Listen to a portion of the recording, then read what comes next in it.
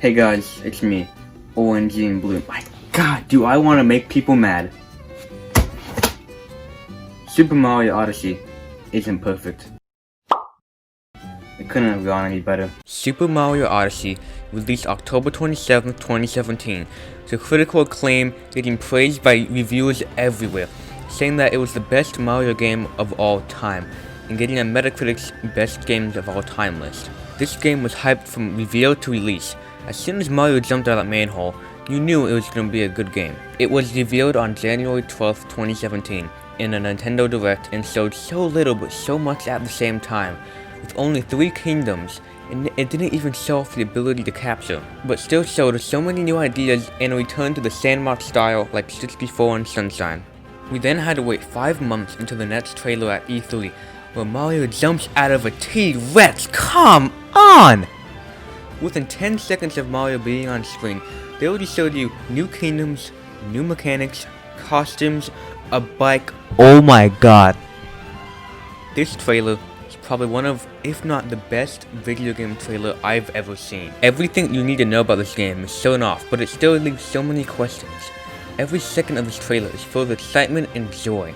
And then at the end they reveal the release date of October 27th, 2017. This is how you make a trailer.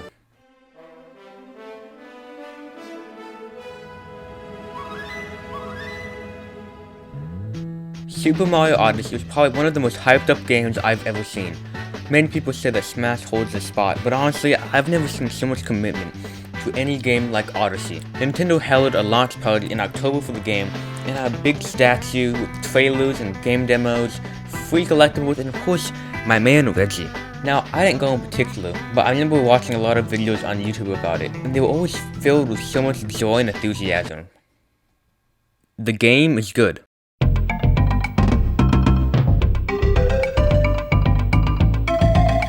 No, but seriously, this game is really fun. It innovates so much with Cappy, and the ability to capture enemies really changes the way you play the game. Mario in this game is probably the best he's ever felt. You can do so much movement and do things you never thought could even be possible. Say you're in a platforming section and you see a large pillar and think, oh yeah, I can't get over there. Because in most games, there's an invisible wall blocking you from going there. But in this game, if you do somehow manage to get over there, there'll be some hidden coins to collect, which actually have meaning in this game. In previous Mario games, you get 100 coins, then you get an extra life. And if you get 100 coins in Super Mario Odyssey, you get a cowboy hat. Now with costumes, it makes getting coins more worthwhile, but if coins don't give you lives, then what does? The life system has completely been removed, and now when you die, you only lose 10 coins. Some people like this, but me personally, I don't care for it too much. But then again, they could have done it with the layout they made.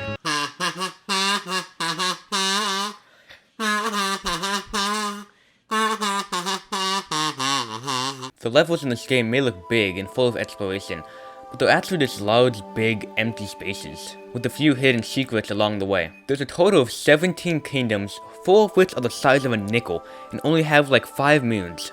Then you got the Cap Kingdom, Moon Kingdom, Snow, Lost, and Mushroom Kingdom, which are all about the size of a regular 64 or Galaxy level.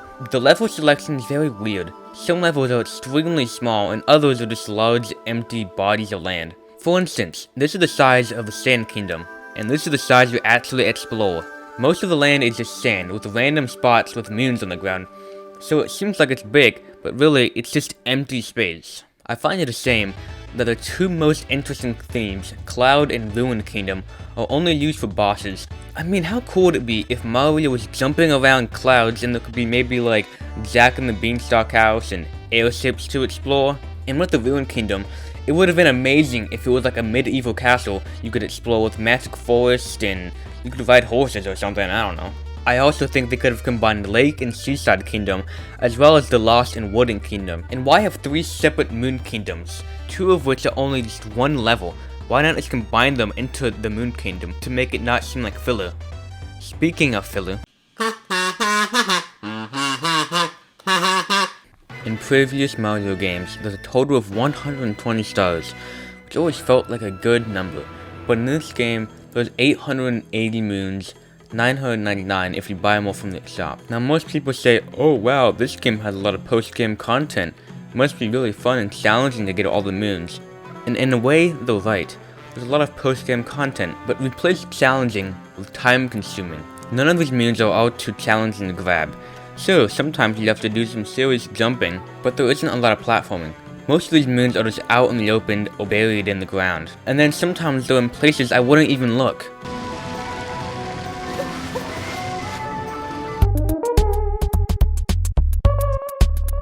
I mean, do you know how many times I've ground pounded to hit a moon? Or catch a bird? Or win a race? Or planting a seed? So many ideas are reused over and over again, where it gets repetitive and boring. The moons feel like they have no value at all. Why get that moon when you could easily just get a bunch of easier ones? Then there's often times I accidentally run into moons. I shouldn't be running into the main collectible in the game. That's why they introduced multi-moons, to give the player more of an incentive to go and continue the story. Look at Super Mario Galaxy 2, where every level has new ideas and mechanics.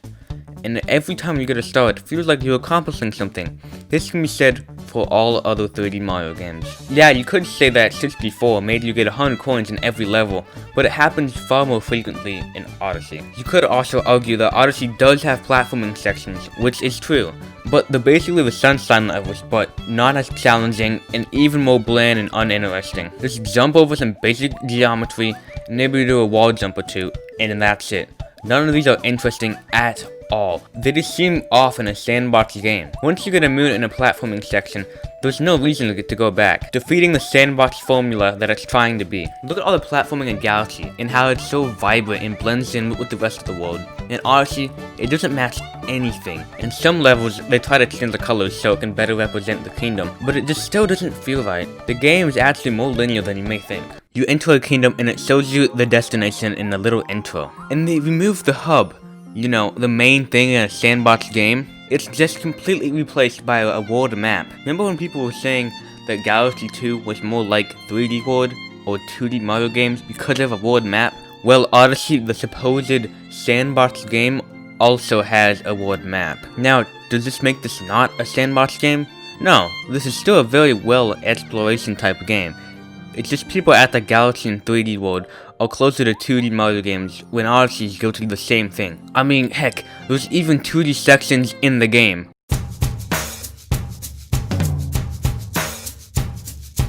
Now, do I hate this game? No, I really enjoyed it most of the time. I think it's a perfectly fine game at first. It's just, I think that the base game is too short and not interesting at all. After that, I think the game is really fun. The game is best from when you beat the game until you get 500 moons. Once you get 500 moons, you unlock the final level, which is definitely the most challenging part of the game. I still prefer the perfect run in Galaxy 2. This level is probably the most challenging thing I've ever done in a video game. It sounds like I'm talking bad about this game, but I thought it was really fun. The New Donk City Festival is probably one of the coolest scenes in any video game, and they added free DLC, with new costumes, Luigi's Balloon World, and VR mode. The way Mario moves, the music, the fun little Easter eggs you find, and costumes, and just messing around in these levels, finding new things, even well past you beat the game. This is what makes Super Mario Odyssey, Super Mario Odyssey.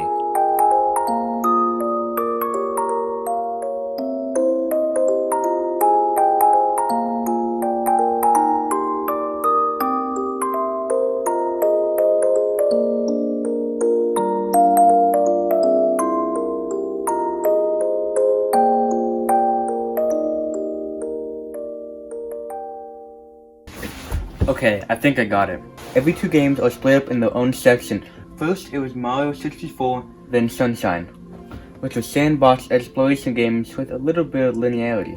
Then, the Galaxy games, also known as Sets 1 and 2, which focused on platforming with more linearity than the past few games. Then there were 3D Land and 3D World, which were 2D games reimagined into 3D. And finally, there was Odyssey, which goes back to sandbox exploration like 64 and Sunshine, but even more so, but kind of leaves out the platforming. Okay, but I still have one question. Where does Croc 2 fit on this list?